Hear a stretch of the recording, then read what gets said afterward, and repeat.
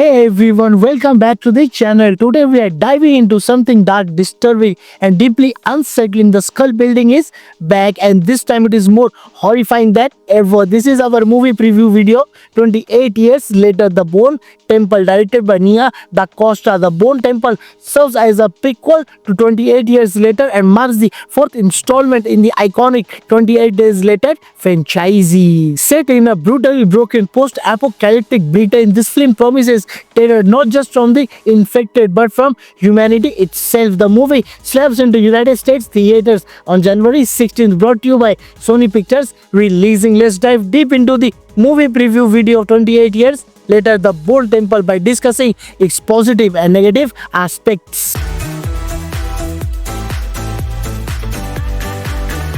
Set decades after the Rage virus first destroyed civilization, The Bone Temple shows a Britain that is no longer just infected but morally rotten. The story follows Spike, who is forced into the violent world of Sir Jimmy Crystal, the leader of a terrifying gang of ritualistic, acrobatic killers. What begins as survival quickly becomes a nightmare as Spike's humanity is slowly stripped away. At the same time, Dr. Ian Kelson enters a mysterious and shocking relationship, one that may hold the key to the future of the world, whether through a cure, a new evolution of the virus, or something far more dangerous. And here is the chilling twist: in this world, the infected are no longer the greatest threat, the survivors are. Positives of the movie. One of the film's greatest strengths is how it evolves the franchise. The Bone Temple presents a Britain that feels colder, crueler, and completely broken. Humans are more terrifying than the infected, and that idea feels like a natural, horrifying progression of what 28 Days Later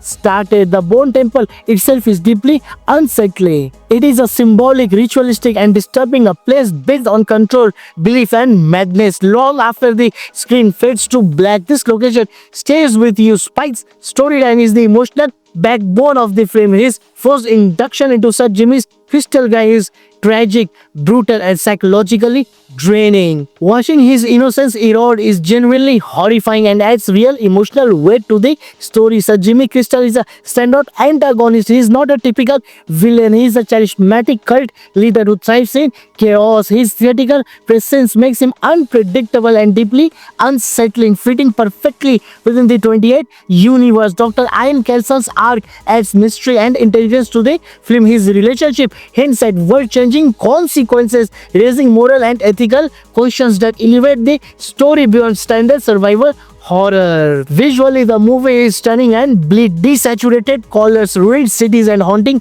locations create an oppressive atmosphere. The horror relies more on slow building dread and sudden violence rather than cheap jump scares, and that works incredibly well. Most importantly, the film expands the world confidently. It explores cult behavior, moral decay, and psychological horror without repeating old formulas. The idea that humanity has become worse than the virus is chilling and refreshing. Negatives of the movie. The biggest issue is that the film tries to do too much at once. With Spike's story, Jimmy Crystal's cult, Dr. Kelson's subplot, and the mythology of the Bone Temple, the narrative often feels overcrowded and scattered. Longtime fans may also be disappointed by the reduced focus on the infected. While the thematic shift is interesting, the raw urgency and constant danger that defined the earlier films are missed. The concept of acrobatic killers and ritualistic violence, though visually striking, sometimes feels over stylized. It clashes with the grounded realism the franchise is known for and can break immersion. Character development is another weak spot.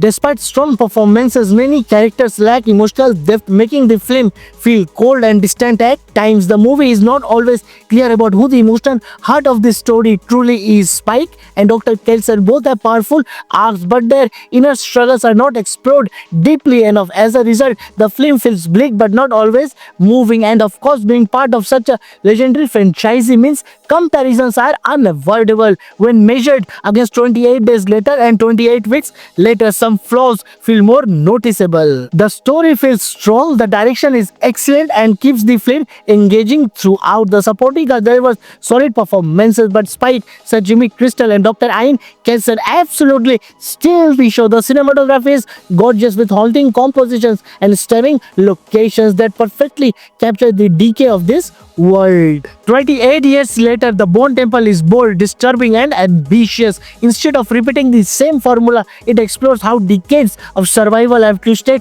humanity itself. This is easily the darkest and most mature film in the franchise. Less about the fear of infection and more about the fear of what people become. While it struggles with balance and character depth, its ideas are powerful, its atmosphere is haunting, and its direction is confident. The film has already earned positive reviews from critics, and we are giving it 3.5 out of 5 stars. With the current buzz, it is expected to make a strong impact at the box office, potentially earning around 27 million in its opening weekend. So yes, if you are a fan of that psychological horror and bold franchise evolution, you should absolutely catch 28 years later, The Bone Temple in theaters on January 16. And that's a wrap for 28 years later, The Bone Temple movie preview video. If you enjoyed this video, hit that like button, share it with your friends, drop a comment below and subscribe to the channel. Don't forget to use the thanks option. Your support truly means everything to us. Until next time,